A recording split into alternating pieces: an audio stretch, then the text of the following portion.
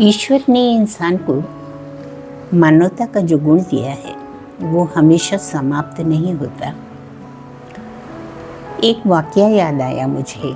एक बार सपरिवार नेपाल यात्रा पर थे हम लोग।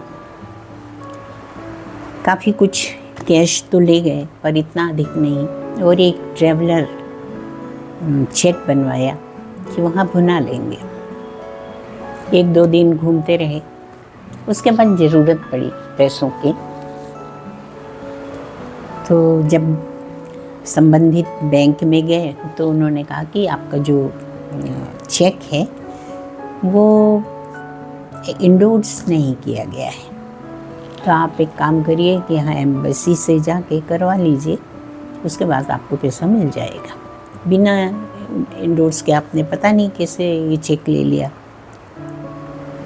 एनीवेज गए हम लोग, तब तक एम्बेसडर जी उठ चुके थे, उनसे मुलाकात नहीं हो पाई। काफ़ी दूर था, लौट के आए हम लोग। माता जी भी हमारी साथ में थी, बच्चे थे साथ में और हम दोनों। एक बड़े से रेस्टोरेंट के सामने हल्की सी धूप तिप रही थी बाहर, ठंड का मौसम था, दिसंबर का महीना।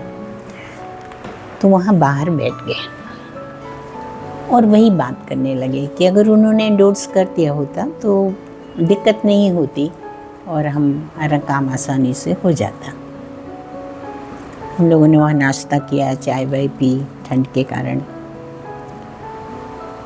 तब तक जिनकी दुकान थी, बड़ा सा जिनका रेस्टोरेंट था, एक सरदार जी थे, वो बाहर आए हमारा ब्रेकफास्ट ख़त्म होने के बाद, और उन्होंने पूछा, बेटा क्या परेशानी है आपको? तो मुझे थोड़ा आश्चर्य हुआ। मैंने कहा, अंकल जी कोई परेशानी नहीं है। बोले नहीं, मैंने आप लोगों की बातें सुनी हैं, कुछ मनी प्रॉब्लम आ गया है क्या? तो मैंने बताया कि ऐसा ऐसा हुआ, इंडोर्स नहीं था इसलिए इन कैश नहीं हो पाया, बाकी कोई प्रॉब्लम नहीं। कई साल बीत गए इस घटना को, फिर भी मुझे आज वो मानवतावादी उनका दृष्टिकोण और वो पुरुष याद है। उम्र कोई लगभग 70-72 साल की रही होगी।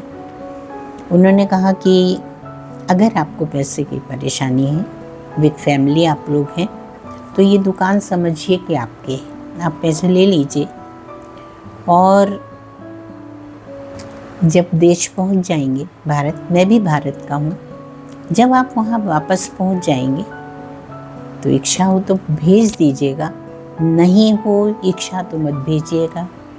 मैंने खड़े होकर उनको धन्यवाद किया इस विश्वास के लिए और इस मानवतावादी दृष्टिकोण के लिए, और उनको कहा कि नहीं अंकल जी, ऐसी कोई ज़रूरत नहीं है, पैसे हैं हमारे पास में, पर हाँ खुले हाथ से थोड़ा खर्च बंद तो हुआ है ज़रूर, पर आप परेशान ना हो, पैसे की हमको ज़रूरत नहीं, और अगर पड़ी तो हम निश्चित ही आपको कष्ट देंगे।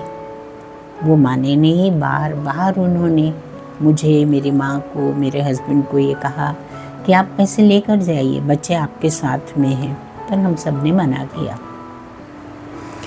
मैंने एक प्रश्न किया उनसे कि हम आपके लिए अजनबी हैं, आप भी हमारे लिए अजनबी हैं, कैसे आपने इतना भरोसा कर लिया हमारा और आप पैसे देने के लिए तैयार हो गए, और जितना मन चाहे उतना ले जाइए। बोले, बेटा ये जो आँखें हैं ना, ये मनुष्य को पहचानने का हुनर बहुत सीख गई है। तुमको और तुम्हारी फैमिली को देखकर मुझे ऐसा लगता है कि पैसे तुम लोग वापस कर दोगे, और नहीं भी करोगे तो मैं सोचूंगा कि मैंने अपनी बेटी को, यहाँ आई थी, उसको विदाई में दे दिए। मेरा हृदय भर गया और आँख से आंसू आ गए कि आज भी लोग ऐसे, इतने अच्छे लोग हैं संसार में, मानवता मरती नहीं है। बात यह है कि कौन उसको संभाल पाता है अपने मन में और कौन नहीं। कई वर्ष बीत जाने के बाद भी कभी कभी मेरा मन उन सरदार जी के प्रति श्रद्धा से भर जाता है। पीछे पीछे उनका बेटा भी आया और उन्होंने कहा कि बहन संकोच ना करें, आप पैसे ले लें। पर इतने पैसे थे कि हम आना जाना और वहाँ 2 दिन और रुकना था, उसका काम हमारा चल जाता। मैंने उसको भी कहा कि भाई बहुत बहुत धन्यवाद आपका। पर मैं जीवन भर आप दोनों को, पिता पुत्र को याद रखूँगी। और मैंने याद रखा। आज अनायास उनकी याद मुझे आई, तो मैंने सोचा मैं आप सबसे उनकी याद, पता नहीं वो लोग कैसे हैं, कहाँ हैं, नाम तो अब स्मरण नहीं, बहुत सालों की बात है ये। पर मैं आज भी परमात्मा से उनके अच्छे स्वास्थ्य और उनके अच्छे दिनों के लिए प्रार्थना करती हूँ। हालांकि बदलाव बहुत हुआ है समय में, लोगों का भरोसा टूटा है लोगों पर से, ये बात भी सच है। तो जब भी भरोसा करें किसी का, सोच समझ के देख कर करें।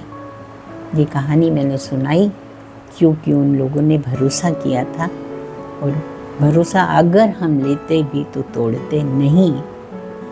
ये मेरा अपना खुद का विश्वास है। शायद ये घटना या कहानी कह लो आपको पसंद आए। अगर पसंद आए तो बहुत अच्छा है। कभी वक्त ज़रूरत में किसी को ज़रूरत हो तो पुरुष महिला जो भी हो, पहचान कर आप ये कदम उठाएं। बहुत बहुत धन्यवाद मुझे सुनने के लिए। आभारी हूँ। नमस्कार। ध्यान रखिए अपना, सुखी और स्वस्थ रहिए।